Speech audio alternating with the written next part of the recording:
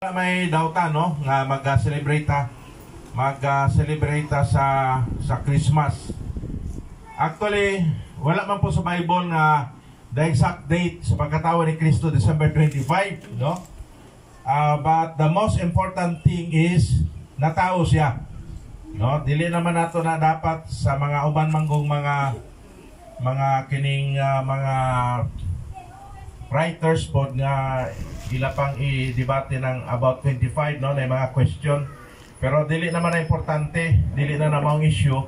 Ang pinaka-importante nga natao si Kristo, and the most important thing is natao si Kristo sa atong kinabuhi, no, sa atong kinabuhi. Kay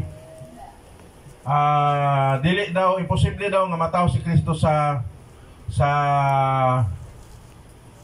kining pasungan bulan sa Disyembre, kay winter time na